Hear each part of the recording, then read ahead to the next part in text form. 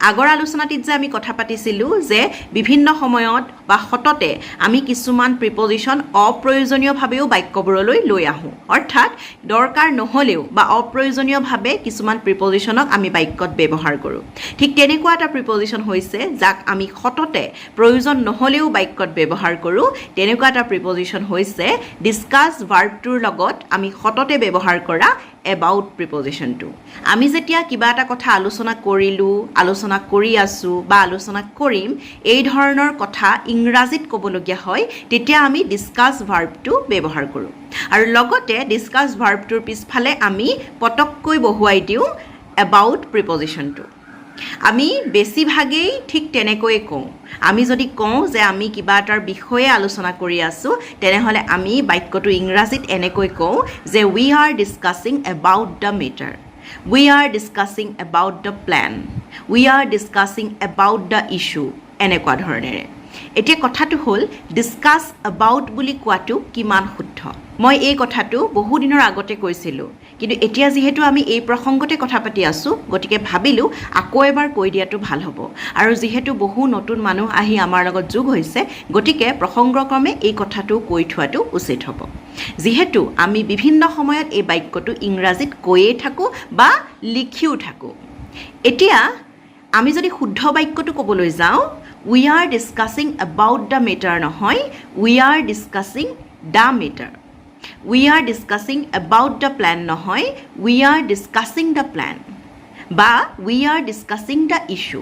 আমি যদি past tense অৰ্থাৎ অতীতত ক'বলৈ যাওঁ চিম্পল পাষ্ট টেন্সত we discussed the issue discussed about the issue বা ডিছকাছড এবাউট দ্য প্লেন নহয় এতিয়া প্ৰশ্নটো হয় যে ডিছকাছ মানে আলোচনা কৰা এটা ভাৰ্ব একশ্যন শব্দ যিয়ে আলোচনা কৰাটো বুজায় আৰু এবাউট প্ৰিপজিশ্যনটোৰ এটা মূল ব্যৱহাৰেই হৈছে বিষয়ে অৰ্থত এতিয়া আমি কিয় একেলগে ডিছকাছ এবাউট বুলি ক'ব নোৱাৰোঁ বা ব্যাকৰণৰ মতে এনেদৰে একেলগে ডিছকাছ এবাউট বুলি কোৱাটো কিয় ভুল এতিয়া কথাটো হ'ল যে ডিছকাছ হৈছে এটা ভাৰ্ব এটা ট্ৰানজিটিভ ভাৰ্ব এটা ট্ৰানজিটিভ ভাৰ্ব কি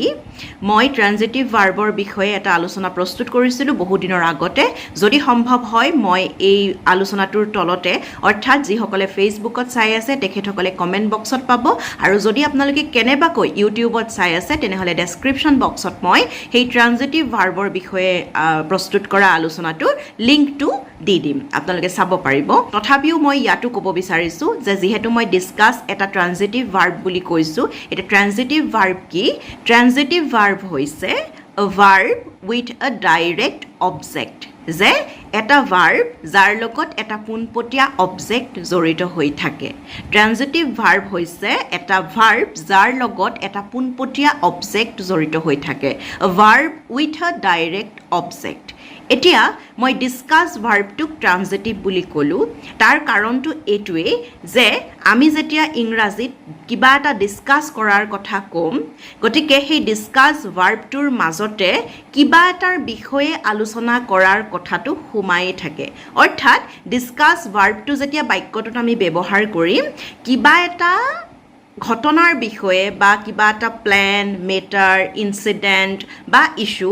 যিকোনো কিবা এটা বিষয়ৰ বিষয়ে আলোচনা কৰাৰ প্ৰসংগটো পোনপটীয়াকৈ সেই ডিছকাছ ভাৰ্বটোৰ লগত জড়িত হৈ থাকেই গতিকে আকৌ এবাৰ এবাউট প্ৰিপজিশ্যনটো ব্যৱহাৰ কৰাৰ কোনো প্ৰয়োজন নাথাকে অৰ্থাৎ আমি যেতিয়া বাক্য এটাত ডিছকাছ ভাৰ্বটো যোগ কৰি কথাটো ক'ম অৰ্থাৎ কিবা এটা আলোচনা কৰাৰ কথাটো ক'ম তেতিয়া সেই ডিছকাছ ভাৰ্বটোৰ মাজতেই সেই পোনপটীয়া প্ৰসংগটো জড়িত হৈ থাকে যে কিবা এটাৰ বিষয়ে আলোচনা কৰাৰ কথা কোৱা হৈছে গতিকে তাত এবাউট প্ৰিপজিশ্যনটোক আকৌ ব্যৱহাৰ কৰাৰ কোনো প্ৰয়োজন নাই গতিকে চমুকৈ ক'বলৈ হ'লে যিহেতু ডিছকাছ এটা ট্ৰানজিটিভ ভাৰ্ব যাৰ লগত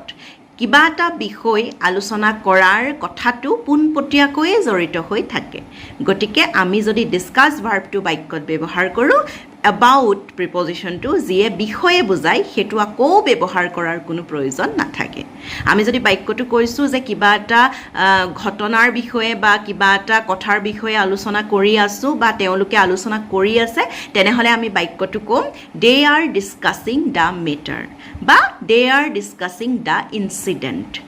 আমি নকওঁ they are discussing about the incident গতিকে আজিৰ পৰা আমি যদি ডিছকাছ ভাৰ্বটো যোগ কৰি বাক্য কৈছোঁ ইংৰাজীত তেনেহ'লে আমি এবাউট প্ৰিপজিশ্যনটোক অপ্ৰয়োজনীয়ভাৱে সেই বাক্যটোত ব্যৱহাৰ নকৰোঁ যদি ক'বলগীয়া হৈছে যে তেওঁলোকে পৰিকল্পনাটোৰ বিষয়ে আলোচনা কৰি আছে যে ক'লৈ যাব কেনেকৈ কি কৰিব তেনেহ'লে আমি ক'ম they are discussing the plane আমি নকওঁ they are discussing about the plane সেইটো ভুল বাক্য গতিকে আমি তেনেকৈ আজিৰ পৰা নকওঁ আৰু মই জানো যে বহুতেই আমি এনেকৈ অপ্ৰয়োজনীয়ভাৱে ডিছকাছ এবাউট বুলি কওঁ বহুতেই নহয় প্ৰায় প্ৰত্যেকেই কওঁ বুলি ক'লেও ভুল কৰা নহ'ব যিহেতু মই নিজেও এটা সময়লৈকে কৈছিলোঁ যিসকলে ভুলকৈ কৈ আছিল বা অপ্ৰয়োজনীয়ভাৱে লিখোঁতেও বা কওঁতেও ব্যৱহাৰ কৰি আছিল মোক জনাব আৰু অতি সোনকালে আকৌ নতুন এটা আলোচনাৰ সৈতে আহিম প্ৰিপজিশ্যনৰ বিষয়ে লৈ আহিম যেতিয়ালৈকে শেষ নহয় আমি লাহে লাহে গৈ থাকিম আগবাঢ়ি কাৰণ যি লাহে লাহে যায় তেওঁহে যুঁজখনত জয়ী হয় নহয় জানো slow' and steady wins the race গতিকে আমি সেই হিচাপত আগবাঢ়ি যাম পৰৱৰ্তী আলোচনাত অতি শীঘ্ৰে লগ পাম প্ৰিপজিশ্যনৰ বিষয়ে কথা পাতিম হয়তো আমি ব্যৱহাৰৰ বিষয়ে কথা পাতিম প্ৰিপজিশ্যনৰ নাইবা অপ্ৰয়োজনীয় ব্যৱহাৰৰ বিষয়ে কথা পাতিম কিহৰ বিষয়ে পিছৰ আলোচনাত লৈ আহোঁ সেয়া জানিবলৈ সংযুক্ত হৈ থাকিব আজিলৈ আহিছোঁ সকলো ভালে থাকক আৰু অসমীয়াত ইংৰাজী ব্যাকৰণৰ চৰ্চা কৰি থাকোঁ সকলো কথা আমি অসমীয়াত শিকাৰ এটা বাট সৃষ্টি কৰোঁ আহক তেতিয়া আমাৰ বাবে কথাবোৰ একেবাৰে সহজ আৰু সৰল হয় অনুভৱ কৰোঁ আহক যে ইংৰাজী ভাষাটো আমাৰ বাবে এখন দলঙৰ নিচিনা যে বাহিৰৰ পৃথিৱীখনলৈ আমাক যিয়ে লৈ যাব এখন নদীৰ ওপৰত এখন দলং যেনেকৈ থাকে নদীখনৰ এই পাৰৰ পৰা সেই পাৰলৈ যাবলৈ ঠিক ইংৰাজীও এটা বিদেশী ভাষা আমাৰ বাবে আমি কেৱল শিকিছোঁ যে বাহিৰৰ পৃথিৱীখনলৈ যদি নিজক লৈ যাবলগীয়া হয় যাতে আমি নিজকে প্ৰকাশ কৰিব পাৰোঁ গতিকে নিজৰ ভাষাটোত শিকোঁ শুদ্ধকৈ শিকোঁ আৰু য'ত প্ৰয়োজন হয় তাত ব্যৱহাৰ কৰোঁ গতিকে অসমীয়াতে ইংৰাজী ভাষাৰ চৰ্চা আমি কৰি থাকোঁ গতিকে সকলোৱে চৰ্চা অব্যাহত ৰাখক আজিলৈ আহিছোঁ সকলো ভালে থাকক ধন্যবাদ